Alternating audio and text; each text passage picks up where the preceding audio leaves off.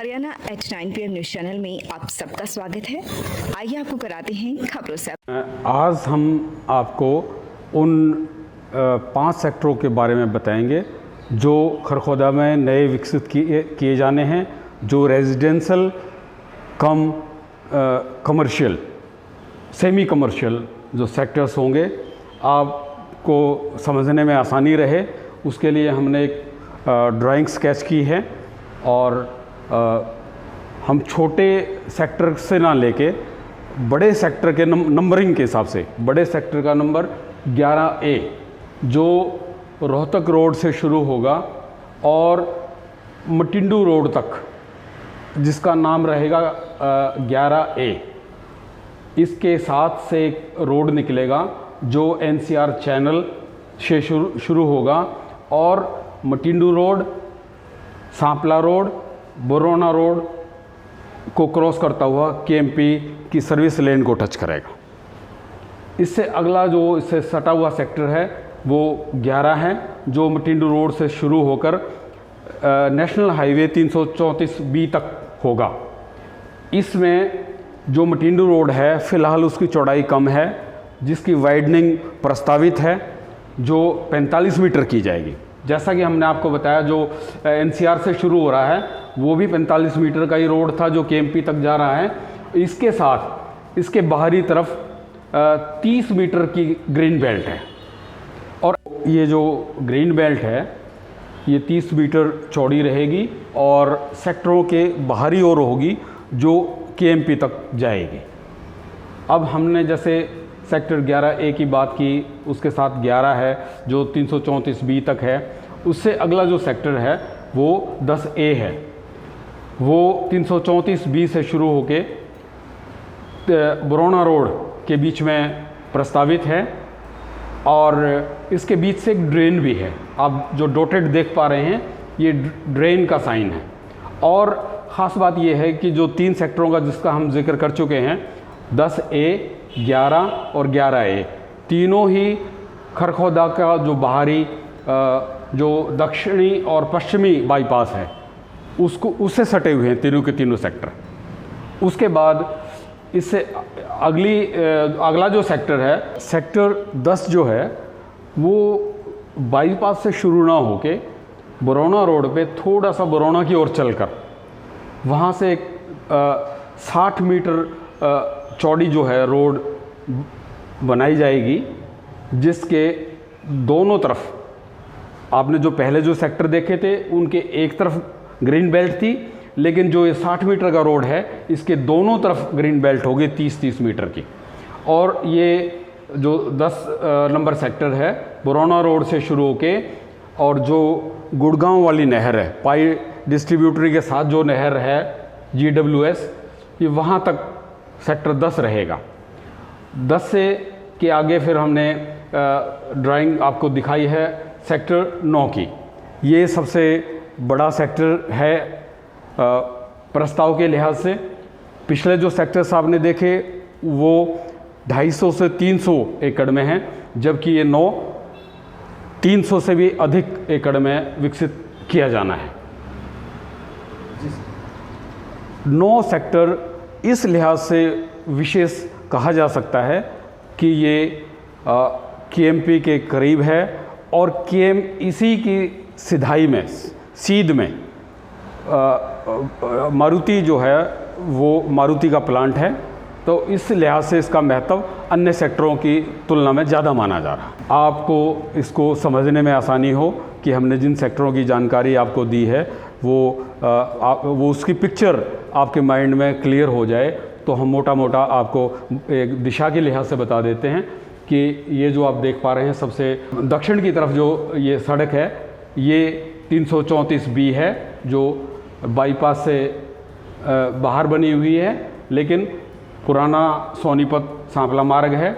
अब इसका नाम 334B राष्ट्रीय राजमार्ग है और ये खरखोदा शहर का पुराना जो आवासीय क्षेत्र है वो हमने दिखाने का प्रयास किया है।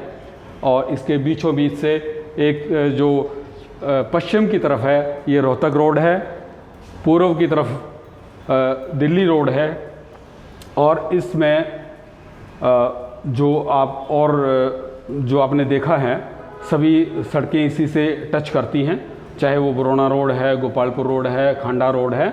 और हम समझते हैं कि अब आपको स्पष्ट हो गया होगा कि जो ये सेक्टर्स हैं ये पुराने शहर से उसके पश्चिम, दक्षिण और दक्षिण पूर्व की तरफ ही विकसित होने हैं।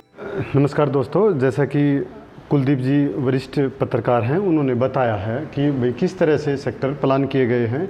5 सेक्टर के बारे में बताया है जो रेजिडेंशियल कमर्शियल रहेंगे। एक नोटिफाइड ये नक्शा हो चुका है, सरकार की वेबसाइट पे भी आपको मिल जाएगा और टाउन एंड कंट्री प्लानिंग के डिपार्टमेंट से भी आप इसके बारे में जानकारी ले सकते हैं। जो ये मेन रोड जो निकाला गया है बेसिकली रोहतक रोड से और केएमपी तक, ये नक्शे में भी डिफाइन कर लिया गया है किस किस खेवट नंबर में से गुजरा है। ये तय हो चुका है, ये इधर उधर नहीं होगा। इसके अलावा प्लानिंग की जा रही है कि सेक्टर के दूसरे रोड होंगे वो किस किस खेवट नंबर से गुजरेंगे, इसकी भी अभी प्लानिंग है। लेकिन एक बात इसमें स्पष्ट है साथियों, अभी तक एक्वायरमेंट का कोई इशू है नहीं।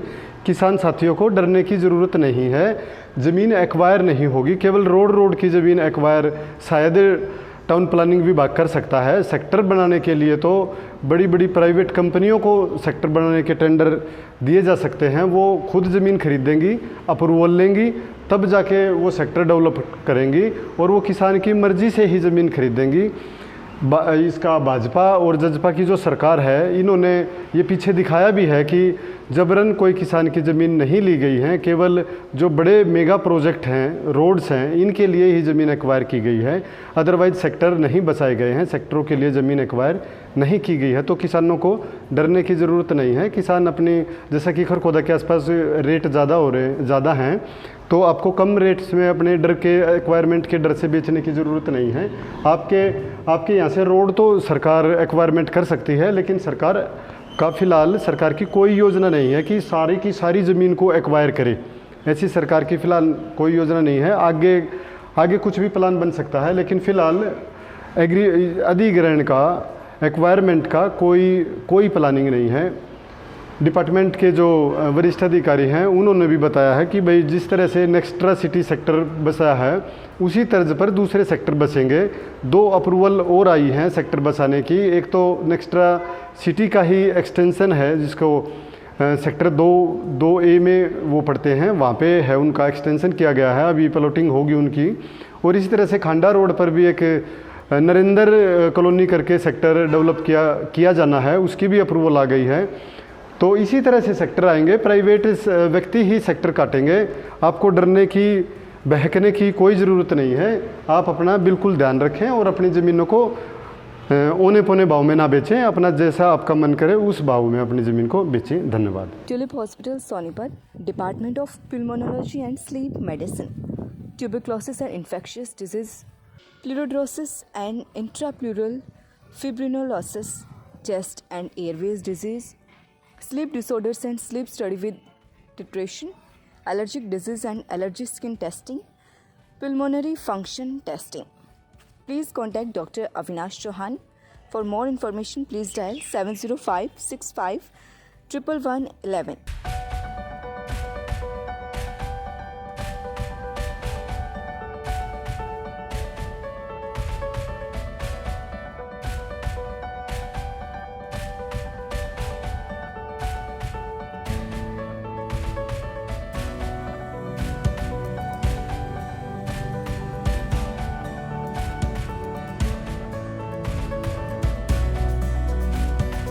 बच्चों के चहुमुखी विकास के लिए प्रताप स्कूल खरखोदा का चयन करें ताकि आपके बच्चे संस्कार, शिक्षा, टेक्नोलॉजी, खेल, स्वास्थ्य एवं सांस्कृतिक गतिविधियों द्वारा विदेशों में तिरंगा फहराते हुए इंजीनियर, डॉक्टर, लेफ्टिनेंट तथा राजनेता बनकर देश एवं विदेशों में उच्च पदों को सुशोभित कर सकें। लगातार खबरों से बनी रहने के लिए चैनल को लाइक, सब्सक्राइब और शेयर जरूर करें। धन्यवाद।